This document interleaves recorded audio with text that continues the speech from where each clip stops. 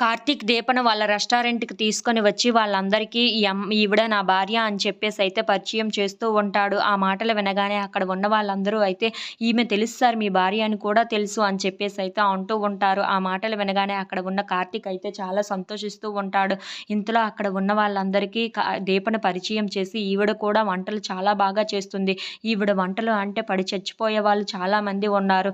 అందులోనూ ఉప్మా బిర్యానీ అయితే ఇంకా బాగా చేస్తుంది. ఈరోజు ఆవిడ చేస్తుంది మీరు చూసి నేర్చుకోండి అని చెప్పేసైతే అంటూ ఉంటాడు.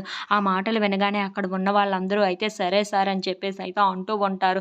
ఇంతలో అక్కడ ఉన్న దీప మాత్రం ఎందుకు ఇవన్నీ ఇప్పుడు అవసరమా అని చెప్పేసైతే అడుగుతూ ఉంటుంది. ఇంతలో అక్కడ ఉన్న కార్తీక్ అయితే అక్కడ అందరూ వెయిట్ చేస్తున్నారు నీ బిర్యానీ కోసం. ఇప్పుడు నువ్వేమో ఇలా అంటున్నావేంటి అని చెప్పేసైతే అంటూ ఉంటాడు.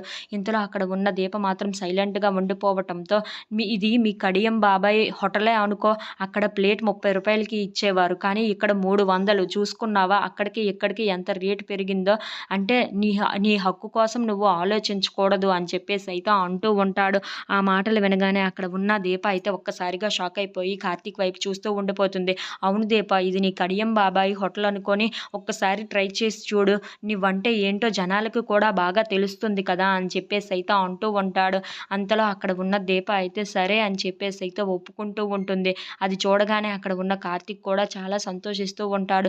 అయినా దీప మాత్రం చాలా బెంగతో ముందుకు వెళ్తూ ఉంటుంది. అది చూసిన కార్తీక్ అయితే దీప నువ్వు ధైర్యంగా ముందుకు వెళ్ళి నీ నీ వంటను నువ్వు చెయ్యి. తర్వాత ఏం జరుగుతుందో తర్వాత చూద్దాం అని చెప్పేసైతే అంటూ ఉంటాడు.